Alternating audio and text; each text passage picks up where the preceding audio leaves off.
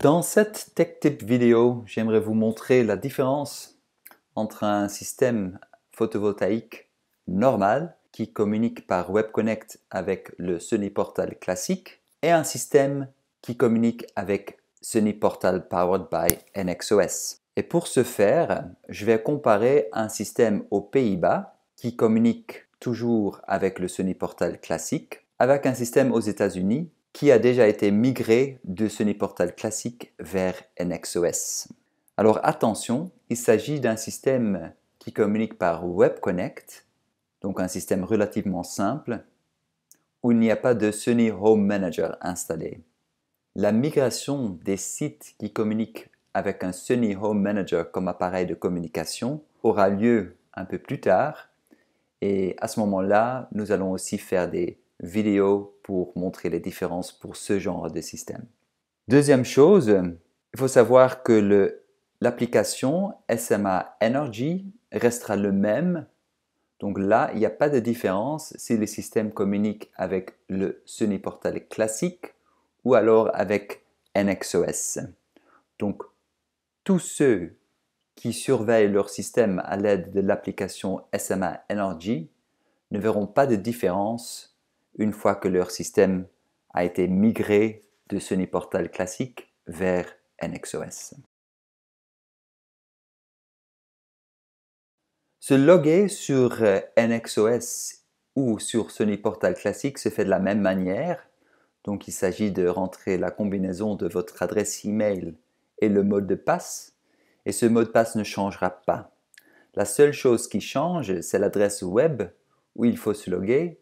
Pour le Sunny Portal classique, c'était www.sunnyportal.com, tandis que pour NXOS, cela devient nxos.sunnyportal.com. Et une fois que vous vous êtes logué dedans, vous allez normalement tomber sur la page principale, c'est l'aperçu de l'installation comme vous voyez ici, avec tous ces différents carrés, avec des différentes informations. Là, par exemple, nous avons la puissance photovoltaïque actuelle. Vous voyez qu'elle est à 0 watts parce qu'il fait déjà nuit pour ce système. L'état de l'installation, on a aussi l'énergie produite sur le mois jusqu'à présent et au total en kilowattheure. Nous avons la rémunération, donc l'argent qu'on a économisé pour le mois et au total. On a la réduction de l'émission de CO2 et quelques informations sur l'installation, la puissance crête ici en watts crête, watts pic et la date de la mise en service. En dessous, on a la météo et l'adresse du système. Et si on scrolle un peu vers le bas, on voit les graphiques avec la production d'énergie pour la journée, pour le mois, avec tous les jours du mois de février là, pour l'année, les mois de l'année et le total. Alors sur NXOS, l'aperçu de l'installation là s'appelle le tableau de bord et vous voyez que d'apparence il est complètement différent, mais en fait les informations que vous voyez sont quasiment les mêmes que l'on voit sur la page aperçu de l'installation du Sunny Portal classique.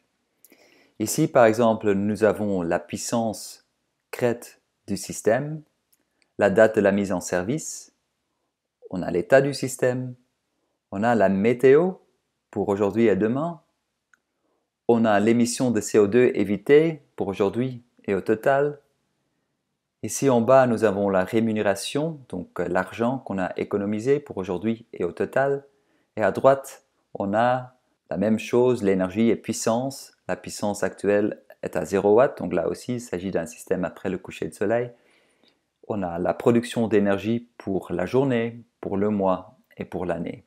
Donc en fait, on a les mêmes informations, même si la visualisation est complètement différente. Si je retourne sur Sunny Portal classique, à gauche, on a toutes ces différentes pages. Et ce que j'aimerais faire avec vous, c'est d'aller sur chaque page et voir ce qui est montré et ensuite voir dans NXOS où vous allez trouver les mêmes informations. Donc, la deuxième page s'appelle le profil de l'installation. Et si on clique dessus, on voit une photo du système.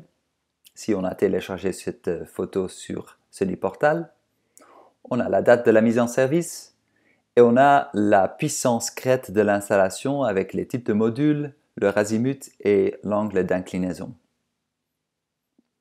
Sur NXOS, cela se trouve, si vous allez à gauche, on a les différentes options. Et là, si vous appuyez sur Configuration et ensuite Caractéristiques de l'installation, vous allez trouver plus ou moins les mêmes informations. Donc de nouveau, vous pouvez télécharger une image, vous pouvez mettre la date de la mise en service, l'adresse, et ici, vous pouvez rajouter aussi la puissance crête de votre système. Et si vous appuyez sur ce bouton-là, vous pouvez même rentrer l'orientation et l'inclinaison de vos panneaux. Ensuite, nous avons énergie et puissance. Et en fait, c'est plus ou moins la même chose que l'on voit sur la page aperçu de l'installation. Donc, de nouveau, il s'agit de l'énergie produite par jour, par mois, par année et au total. Sur NXOS, vous le trouverez si vous êtes sur le tableau de bord. Vous aviez déjà vu qu'en bas à droite, nous avons l'énergie et puissance. Mais il faut savoir que chaque fois que vous voyez cette petite flèche, ça veut dire que vous pouvez cliquer dessus pour entrer sur la page qui se trouve en dessous. Et là, on a plus de détails pour la puissance actuelle, mais aussi pour l'énergie produite sur la journée, sur la semaine, le mois, l'année et au total. Et en bas, on a de nouveau les mêmes informations et vous pouvez passer de onglet en onglet pour avoir plus de détails. Ensuite, dans Soniportal, nous avons la comparaison actuelle. Et ça peut être utile si vous voulez savoir est-ce que votre système produit autant d'énergie que prévu. Donc, si je clique dessus, je peux voir pour chaque mois la véritable production et je peux le comparer avec la production prévue pour ce mois-là. Sous NXOS, cela se trouve sous Analyse et ensuite Comparaison annuelle. En fait, c'est montré un peu différemment. Donc là, par exemple, pour le mois de février, je peux voir pour toutes les années depuis l'installation la production du mois de février, là en 2020, 2021, 2022, 2023 et 2024. Et je peux le comparer avec la production prévue. Et je peux faire pour tous les mois de l'année. Si j'appuie sur le drop-down là, vous pouvez sélectionner le mois qui vous intéresse. Ensuite, on a la surveillance de l'installation. Et sur Soniportal, vous n'avez pas beaucoup d'informations, seulement pour dire que est-ce que le système communique avec le Soniportal, oui ou non? Et est-ce que Smart Connected a été activé, oui ou non? Donc là, vous voyez que pour ce système, Smart Connected n'a pas été activé. Sous NXOS, cela se trouve sous Configuration et ensuite Surveillance de l'installation. C'est un peu différent, en fait, il y a beaucoup plus d'informations que l'on voit par exemple par rapport à l'indice de performance. Mais entre autres, vous voyez aussi Smart Connected. Là, vous voyez si Smart Connected a été activé, oui ou non. Et si ce n'est pas le cas, comme ici, vous pouvez appuyer sur le bouton pour activer cette fonctionnalité. Ensuite, on a le journal de l'installation. Et le journal de l'installation, c'est là où vous allez trouver tous les messages que votre système a envoyés vers le portal. Et vous pouvez faire le tri entre des informations ou alors des avertissements, des dysfonctionnements ou même des erreurs. Et là, il y a aussi l'option de trier par différents appareils s'il y a plusieurs onduleurs dans votre système. Sous NXOS, cela ne s'appelle plus journal de l'installation, mais ça s'appelle le moniteur d'événements et ça se trouve sous surveillance et ensuite moniteur d'événements. Le principe est le même. On a aussi l'option de trier par info, erreur ou avertissement et aussi trier par différents appareils si on a plusieurs dans le système. On peut même trier par catégorie. Donc, est-ce qu'il s'agit d'un problème ou d'une information par rapport à l'appareil en lui-même ou alors par rapport à la surveillance du réseau.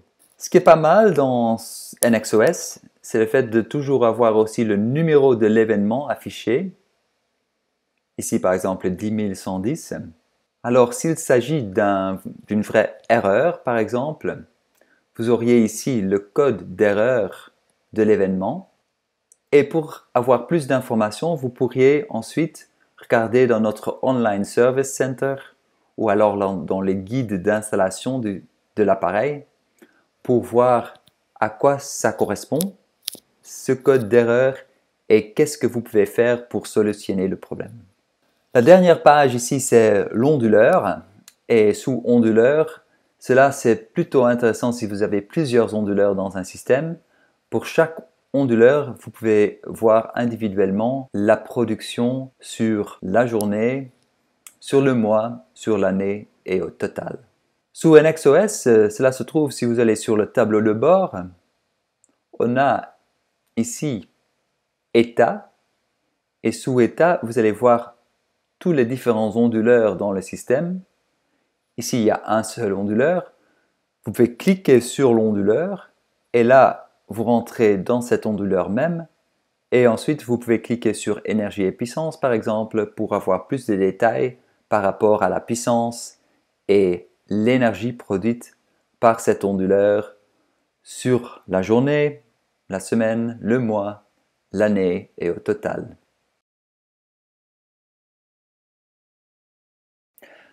Donc, comme vous voyez, il y a presque les mêmes informations sur NXOS que sur le Sunny Portal classique. Mais il y a un grand avantage dans NXOS parce que, en fait, on a la possibilité de visualiser beaucoup plus de détails pour certains paramètres dans NXOS que pour Sunny Portal classique. Et là, par rapport, par exemple, à des informations côté AC et DC de chaque onduleur. Il y avait déjà cette possibilité dans Sunny Portal classique. Cela s'appelait Sunny Portal Pro.